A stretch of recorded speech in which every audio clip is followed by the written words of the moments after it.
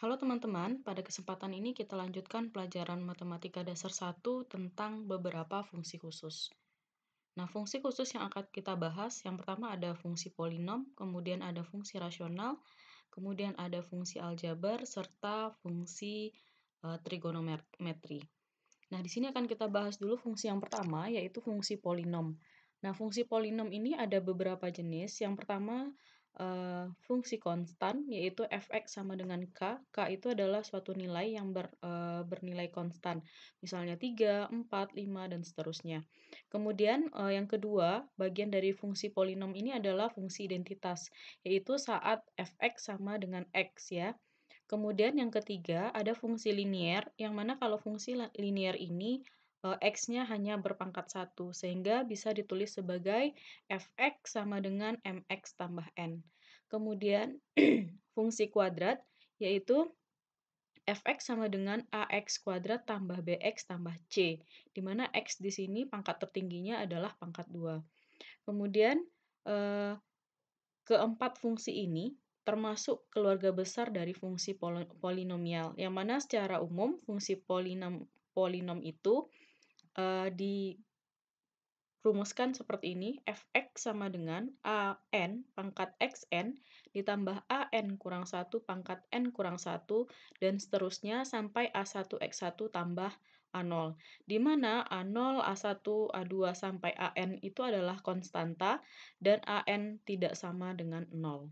Jadi N itu selalu dia berupa bilangan natural, sehingga N elemen dari N besar itu adalah bilangan natural yang merupakan derajat dari polinom tersebut. Nah, di sini daerah asal dari fungsi polinom itu selalu bilangan real. Kemudian jenis fungsi yang kedua ada fungsi rasional dan fungsi aljabar. Fungsi f merupakan hasil bagi dua buah fungsi polinom, yaitu fx sama dengan px dibagi dengan qx. Maka bentuk seperti ini disebut sebagai fungsi rasional, dengan p dan q itu adalah polinom. Sebagai contoh, fungsi rasional itu adalah fx sama dengan x per x kuadrat ditambah 1. Jadi P yang pertama itu adalah x, kemudian Q-nya adalah x kuadrat ditambah 2. Sehingga fungsi ini bisa disebut sebagai fungsi rasional. Kemudian fungsi seperti gx sama dengan akar dari x dan hx sama dengan x pangkat sepertiga ditambah 10, ini merupakan fungsi aljabar. Nah, di sini berarti ada fungsi rasional dan ada fungsi aljabar. Nah, di sini ada catatan, fungsi nilai mutlak fx sama dengan mutlak x termasuk fungsi aljabar. Kenapa ini disebut fungsi aljabar? Karena mutlak x itu sama dengan akar dari x kuadrat. Nah, dalam hal ini, y sama dengan mutlak x itu, dia memenuhi persamaan y kuadrat sama dengan x kuadrat. Nah, di sini secara umum fx merupakan fungsi aljabar jika y memenuhi suatu persamaan aljabar. Seperti y kuadrat sama x sama dengan x kuadrat, atau y pangkat 3 sama dengan 3x kuadrat tambah 5x dan sejenisnya. Saat persamaan yang seperti ini, maka itu disebut sebagai persamaan aljabar.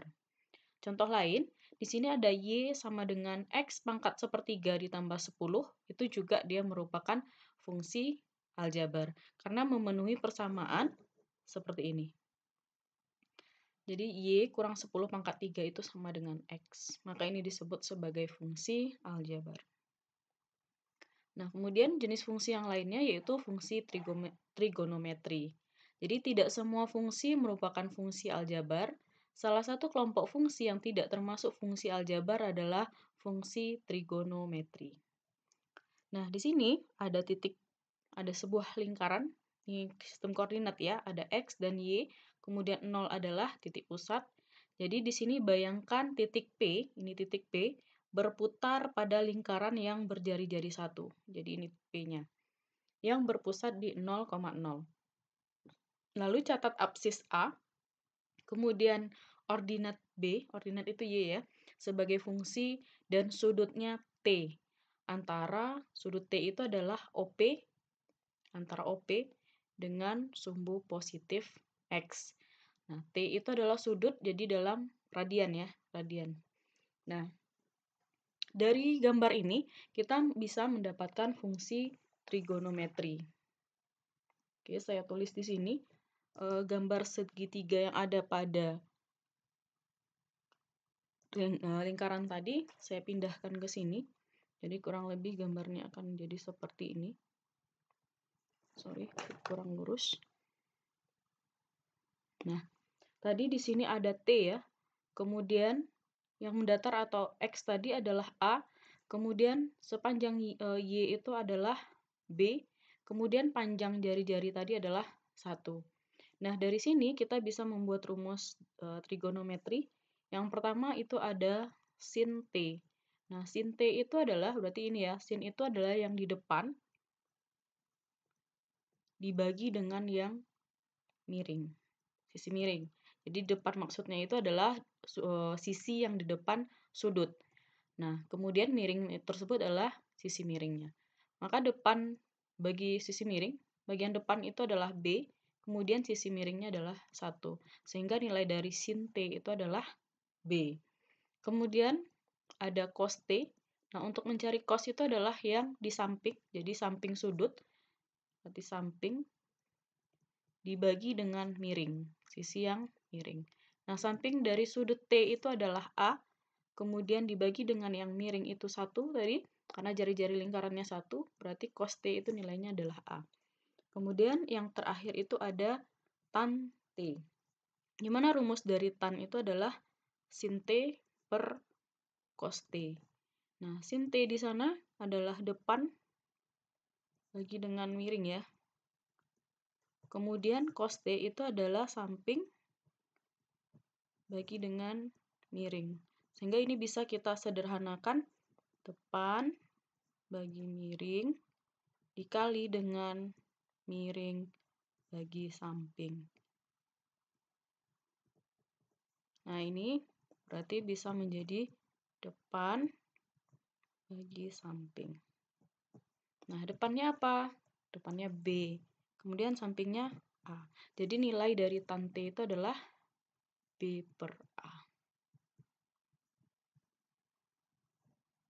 Ya. Oke, ini adalah rumus dasar dari fungsi trigonometri. Sekarang kita coba lihat ke grafik sinus dan kosinus. Sin itu sinus ya, dan cos itu kosinus. Nah, di sini untuk menggambar grafiknya kita menggunakan sudut T tadi, di mana T itu dalam radian atau bisa kita gambarkan sebagai 0 itu sudut 0, kemudian V per 6 itu adalah 30 ya, karena Pi itu nilainya 180 bagi 6 berarti 30, kemudian Pi per 4, Pi per 3, Pi per 2, dan seterusnya sampai Pi. Jadi kalau digambarkan di dalam gambar jadi seperti ini. Jadi sin T berarti saat sin 0 nilainya 0. Maka coba kita lihat di sini, yang warna merah itu adalah grafik untuk sinus. Maka saat T-nya 0, sudutnya 0, maka sin T adalah 0. Berarti dia di sini. Kemudian saat Pi-nya 180 bagi 6 berarti 30 ya. Nilainya itu setengah. Berarti ini dia di sini.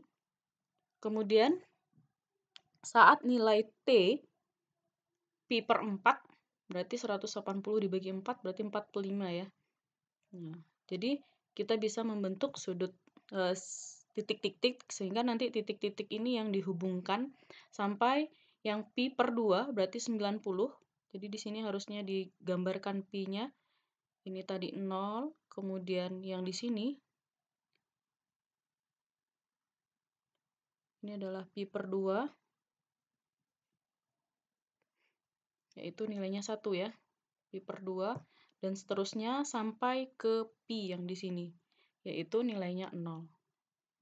Nah, sehingga yang warna merah itu saat kita sambungkan dia menjadi sebuah kurva yang berbentuk seperti gunung. Nah, kalau dilanjutkan sampai 2pi, maka dia akan membentuk lembah seperti ini. Jadi inilah kurva dari sin T. Nah, begitu juga dengan cos. Cos T saat cos 0 nilainya 1. Jadi di sini yang pertama, cos 0 nilainya 1. Kemudian saat cos 30 nilainya adalah akar 3 per 2. Kemudian saat V per 3 nilainya adalah setengah. Saat P per 2 nilainya 0, sehingga di sini ya. Kemudian digambarkan terus sampai P nilainya 0 lagi. Jadi yang warna biru itu adalah kurva dari kosinus, dari fungsi kosinus. Jadi untuk detailnya silahkan teman-teman coba gambar sendiri dari grafik dari nilai yang ada di tabel ini. Nanti akan dapat seperti gambar yang di sini.